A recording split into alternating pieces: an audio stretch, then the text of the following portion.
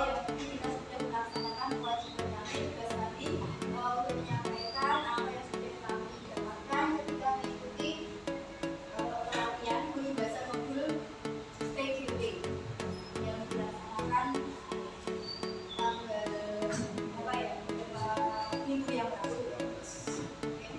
Alhamdulillah, syukur marilah senantiasa kita panjatkan kepada Allah Subhanahu wa Ta'ala yang telah memberikan banyak nikmat sehingga pada siang hari ini kita bisa menemukan juga di ruang ini untuk mengikuti acara pembebasan modul PGP. Demikian untuk kita. Kemudian tak lupa salam dan salam, tak lupa kita hadirkan kepada pimpinan kita yang berangkat.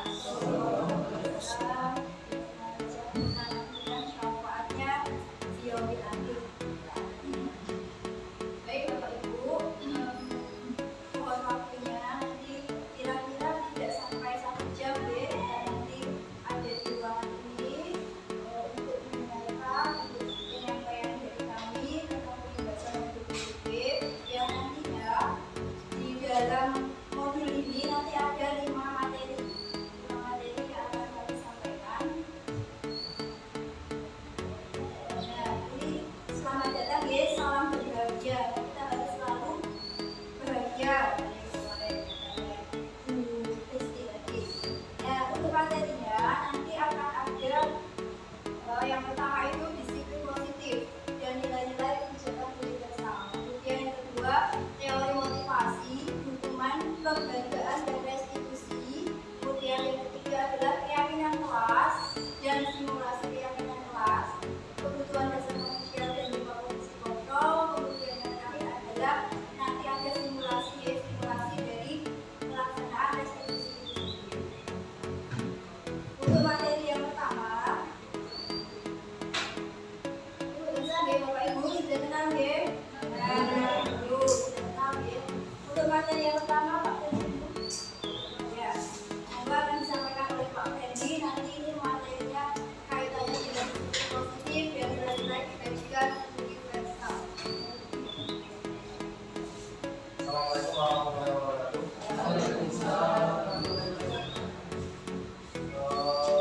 Ini sebenarnya setiap guru itu sudah punya, artinya apa itu disiplin positif dan nilai-nilai kebajikan universal itu sebenarnya setiap guru sudah punya. Dalam waktu saya kemarin BPG itu pembahasan kemarin kita hanya sedikit terangkan terkait apa namanya itu materi ini. Jadi hanya sekedar apa namanya secara umum saja, tidak secara eksplisit harus seperti apa, tidak, cuma secara umum itu kita akan mempelajari itu dari disiplin dan juga nilai kebajikan. Yang pertama itu tujuan pembelajaran, peserta dapat menjelaskan makna kontrol dari paparan teori kontrol Dr. William Glasser serta miskonsepsi yang terjadi di kehidupan sehari-hari. Yang kedua, peserta dapat menjelaskan makna disiplin positif, mengamati penerapan di lingkungan serta kaitannya teori kontrol dengan 3 motivasi perilaku manusia. Yang terakhir yaitu peserta menjelaskan pentingnya memilih atau menentukan nilai-nilai kebajikan yang akan diyakini atau disepakati seluruh warga sekolah sehingga tercipta budaya positif. Jadi ini termasuk yang terakhir ini bisa dibilang yaitu budaya yang 5S. Jadi sapa, salam, sopan, itu termasuk budaya sekolah yang budaya positif yang sebenarnya kita sudah menerapkan setiap hari. Cuma nanti penerapannya ke sekolah itu nanti harus ditingkatkan lagi. Nah, ini adalah bagiannya, ya. Ini bagian disiplin positif. Ya. Di sana ada tidak bisa mengontrol orang lain, hanya ada yang bisa mengontrol diri Anda. Ini teori kontrolnya dari Dr. William. Semua perilaku memiliki tujuan. Model berpikir menang, kolaborasi, konsensus dan sebagainya ini adalah bagian. Jadi makna disiplin di situ adalah mengontrol diri kita, belajar mengontrol diri sendiri dan menggali potensi agar tujuan mulia yaitu sesuatu yang menjadi seorang yang kita inginkan berdasarkan nilai-nilai yang kita hargai. Teori motivasi. Nah, di sini motivasi itu apa? Contoh, mungkin motivasi yang sering kita lakukan di kelas supaya agar siswa itu bisa belajar dengan aktif. Cuma makanya pada saat rapat kemarin ada Pak Sakti mengatakan pada saat kita mau memulai pembelajaran menggunakan pembelajaran yang aktif supaya apa? Siswa termotivasi, bukan karena takut karena untuk menghindari hukuman, untuk mendapatkan nilai, mendapatkan imbalan dan sebagainya. Terus ada 5 posisi kontrol: penghukum, pembuat rasa bersalah, teman, pemantau, dan manajer. Penghukum di sini itu biasanya ya seperti ada di TKKS itu sifatnya dia bersifat penghukum yang memberikan hukuman. Seperti contoh, datang terlambat diberikan hukuman supaya apa? Supaya ada efek jerah. Ya. Terus yang kedua, membuat rasa bersalah ini seperti hampir sama nanti dengan teman. Artinya kita membuat siswa itu merasa bersalah. Itu ngompol. Jadi kalau misalnya ini hubungannya dengan kasus-kasus biasanya yang sering terjadi, kalau mungkin Bu Fitri yang lebih paham terkait dengan BK, itu menimbulkan rasa bersalah di dalam dirinya. Nah, kalau siswa itu dibuat seperti itu, biasanya tuh siswa yang memiliki perasaan atau kepekaan yang tinggi. Tapi kalau siswa yang cuek itu tidak akan bisa berlaku apa? Rasanya seperti itu. Yang penting, nah, yang ketiga, teman. Nah, ini saya dulu pernah mempraktekkan sifatnya teman, dan mungkin juga di sini juga pernah dulu. Ada efek positif dan juga efek negatif. Kalau teman itu, kalau kita berteman dengan murid itu nanti kita lebih nyaman mengontrol. Contoh mungkin yang senang pusat, kita pusat, jadi kita berteman di situ. Tapi nanti pada saat ketemu di sekolah, nah efek jeleknya apa? Kadang sok-sokan santunnya terpatah di situ. Akhirnya pada saat ketemu sama guru, hello bro, jadi tidak memanggil Pak. Jadi memanggil dengan sebutan yang lain. Tapi efek positifnya pada saat kita membuat ingin mengalahkan sesuatu itu gampang. Mas, minta tolong ya. Besok ada acara ini, datang, masih datang. Karena apa? Dianggap sebagai teman. Terus pemantau di sini hanya sebagai pengendali saja. Pemantau, jadi hanya sebagai pemantau. Yang ketiga manajer ini kalau bisa dibilang seperti jurnalis. Pada saat kita menemukan suatu kasus, bertanya itu sangat dekat, bahkan termasuk nanti kehidupan sehari-harinya itu tertuak. Itu seperti mereka itu seperti pada saat kalau misalnya melatih psikologi itu seperti jadi pelan-pelan, tapi nanti dia akan cerita sendiri apa masalahnya. Coba manajer, jadi teliti, bahkan yang detail sekalipun yang kita tidak kepikiran itu bisa terungkap di situ. Dan 5 kebutuhan dasar manusia itu adalah bertahan hidup, penguasaan, kasih sayang, dan rasa terima kasih, dan kesenangan dengan dewasa. Ini yang sebenarnya yang menjadi kekurangan di siswa-siswa kita. Jadi banyak sekali kekurangan di sini yang menyebabkan siswa kita itu menjadi kadang sok cari perhatian, buat masalah. Karena apa? Di rumah tidak mendapatkan kasih sayang itu. Kemarin pada saat saya bertanya sama Bu Hesti terkait ini, itu memang seperti adanya tidak hanya di SMK, bahkan di SD sekalipun atau di TK itu juga sama. Jadi banyak siswa-siswinya juga seperti itu, bahkan memang sudah dari kecil 5 dasar ini tidak terpenuhi. Akibatnya pada saat nanti melonjak ke SMA atau SMK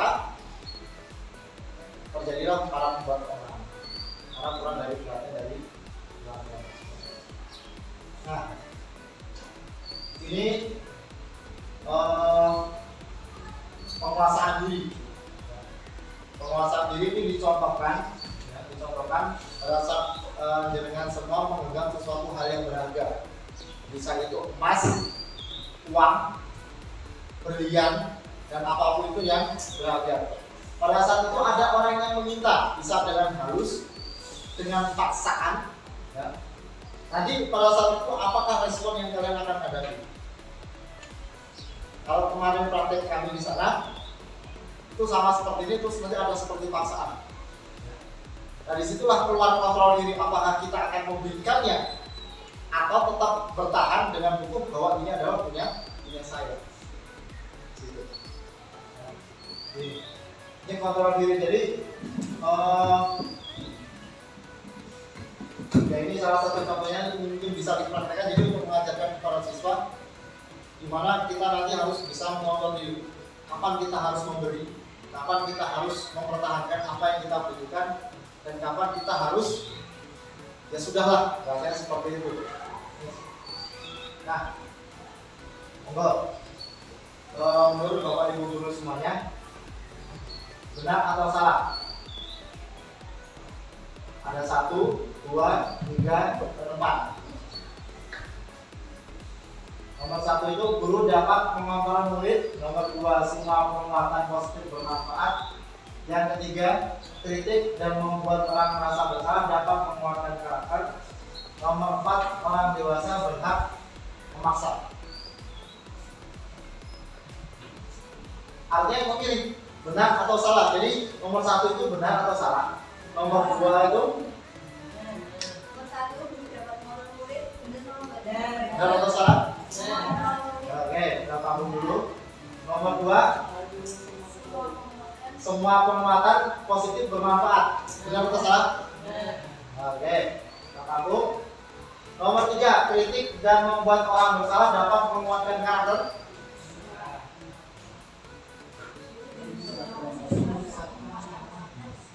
Benar atau salah? Salah. Oke, kita paham. Orang dewasa berhak untuk memaksa. Nah, jadi ini adalah jawabannya pada dasarnya ini.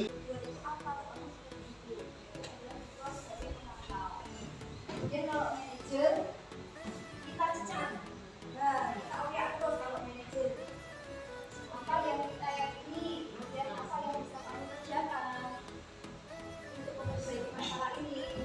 Nah benar-benar kita selama ini sudah ada di posisi mana Bapak Ibu? Apakah sebagai teman mendukung membuat rasa bersalah atau semuanya pernah dilakukan? Semuanya ya, jadi kita memang multi demokrat. Jadi kita memang tidak tergantung dengan situasi dan kondisinya, mungkin ya kita bisa menjadi teman, kita bisa menjadi pendukung. Nah, tapi kebanyakan kita menjadi pendukung. Iya betul. Oke lanjut Pak. Nah ini ada bicara minimal kontrol. Apa itu? Mengapa terlambat? Apa yang kamu bawa dari mana? Nah, kalau kita posisi sebagai pendukung, kira-kira bagaimana dari bicaranya? Pendukung. Ngomong betul. Nah, benar. Ngomong kowe. Kemudian kalau kalau yang mengalami terlambat di posisi umum Pak. Posisi merasa bersalah. Kenapa terlambat? Kamu bikin kecewa. Ini nadanya tidak. Apa yang kamu bawa? Beda ya dengan apa yang kamu bawa nak. Kamu bawa botol deh. Ya, gitu. Bawa botol Mbak. Kemudian yang dari mana ini? Dari mana kamu? Nah, itu. Dari mana?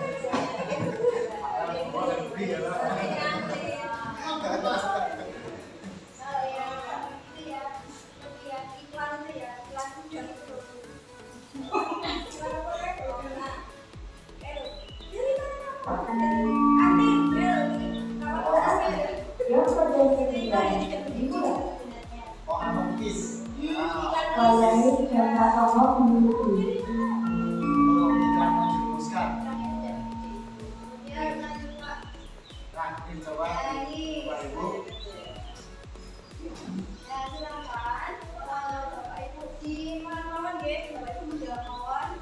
Saya kecewa sekali dengan kamu. Kondisi mana? Salah. Itu ingat nggih. Kamu tidak pernah benar melakukannya.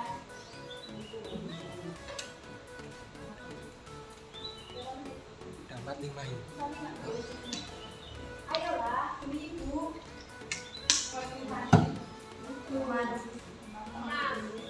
Teman pembantu merasa bersalah, manajer pemantau. Ayolah, lakukan ibu. Mendidik. Mendidik ya, lagi. Teman. Apakah kamu mau menjalankan kegiatan hari ini? Ya, nanti setelah ini. Apakah mendukung teman merasa bersalah, memantau manajer? Apakah kamu mau menjalankan kegiatan hari ini? Memantau. Bagaimana kamu bisa menyelesaikan masalah ini? Manajer. Kamu selalu yang paling terakhir. Nggak ada.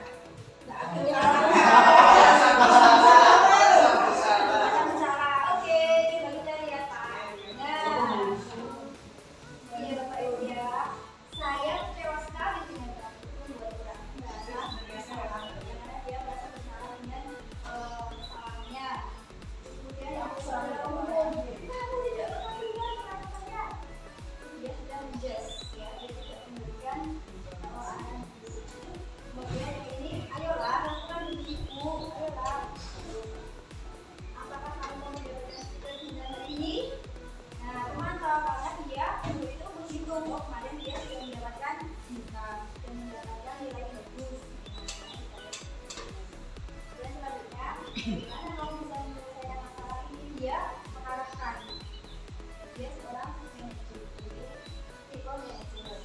Kamu selalu yang paling terakhir, orang tahu bener. Nah,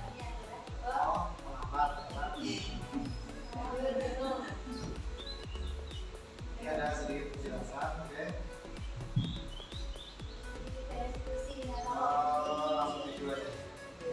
Jadi segitiga resensi ini adalah pada saat kita seperti mewawancarai. Jadi pada saat nanti soal ada kena masalah, terutama di validitas, itu nanti bisa mempraktekkan dengan cara bagaimana cara kita menyelesaikan masalah tersebut. Restitusi dikembangkan oleh pakar pendidikan Diane Gosek berlandaskan pada teori kontrol Dr. William Glaser. Segitiga restitusi adalah suatu proses dialog yang dijalankan oleh guru atau orang tua agar dapat menghasilkan murid yang mandiri dan bertanggung jawab. Pada saat guru di posisi manajer, aspek yang dikembangkan pada murid adalah motivasi intrinsik, sehingga penanaman nilai-nilai kebajikan dapat tumbuh dan berkembang menjadi suatu kebiasaan positif yang akhirnya membentuk karakter murid. Proses dialog ini terdiri dari 3 langkah yang digambarkan pada ketiga sisi pada segitiga restitusi. Sisi pertama adalah menstabilkan identitas. Sisi yang kedua adalah validasi tindakan yang salah. Dan sisi yang ketiga adalah menanyakan keyakinan. Ibu dan bapak murid ini akan menunjukkan bagaimana seorang berada dalam posisi manajer menggunakan penerapan segitiga restitusi.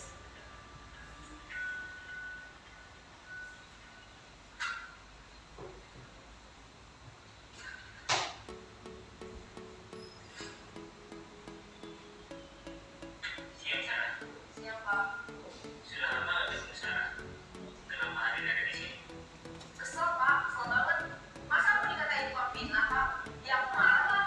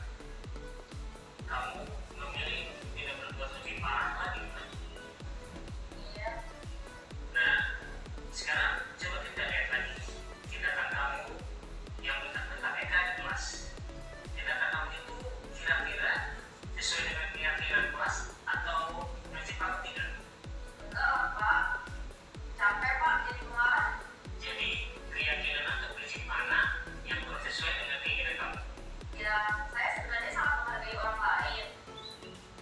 Mungkin saat itu saya menjadi emosi, jadi tidak menerima sikap itu. Kamu meyakini tidak?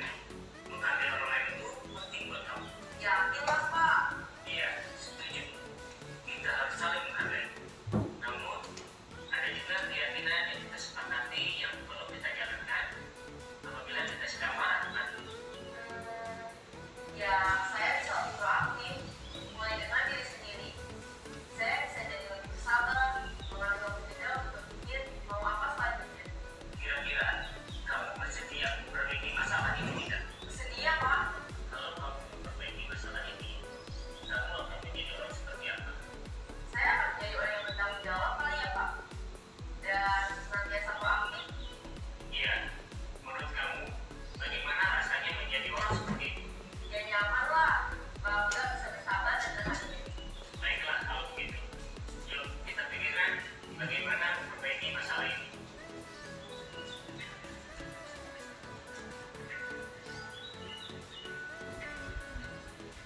Ibu dan bapak guru hebat. Baru saja kita menyaksikan contoh bagaimana seorang guru berada dalam posisi manajer menggunakan penerapan segitiga restitusi. Mari kita bahas satu persatu. Pada sisi pertama, menstabilkan identitas berdasarkan pada prinsip bahwa membuat kesalahan adalah bagian dari proses pembelajaran. Sisi pertama, dari segitiga ini berperan menggeser identitas murid dari identitas gagal ke identitas sukses. Murid yang sedang bertingkah laku yang tidak pantas atau menarik diri saat itu sedang mengalami identitas gagal. Bila kita mengkritiknya, maka posisinya tidak akan berubah. Kita bisa mengajukan pernyataan-pernyataan ini. 1. Membuat kesalahan sesuatu yang wajar. 2. Manusia tidak ada yang sempurna. 3. Kita bisa memperbaiki masalah ini. 4. Oke, jadi ini sebenarnya juga saya kemarin saya praktikkan dengan saya terkait simulasi segitiga restitusi. Jadi kalau kita waktunya banyak mungkin kita bisa simulasi, tetapi besok jika kita dipraktekkan masing-masing, kita ambil siswa yang ketika menangani siswa. Terutama Jadi nanti materi akan kita share kawan dari silakan siswa yang kemudian ini juga video ini juga sudah ada di platform Merdeka Mengajar. Video juga restitusi ya. oke, ada yang mau ditanyakan? Kemudian thank you Bapak Ibu. Nah ini adalah materi terakhir dari penugasan pendidikan guru pembela. Nah harapannya setelah Bapak Ibu terimbasi, itu Bapak Ibu punya tergerak untuk menjadi seorang guru Guru pembela. pembela. Dan saya doakan besok semoga Bu Esti, Bu Niken, Bu Maluki, Semua yang Bu ada di Lisa sini. yang tadi di sini tergerak untuk menjadi guru pembela. Amin. Yang sudah punya yang sudah punya akun belajar si TKP itu ada beberapa guru pembela. Gimana siap? Mendaki masing. Oke, mungkin cukup sekian ya saya dari Sang Desa. Terima kasih kepada Bapak Ibu semuanya yang telah mengikuti pengibasan guru pembela. Semoga apa yang kami sampaikan ada manfaatnya bagi kita semua. Saya akhiri. Assalamualaikum warahmatullahi wabarakatuh. Untuk amplop dan pendataan tanggal 20 di Barat Nabi. Kamu lagi?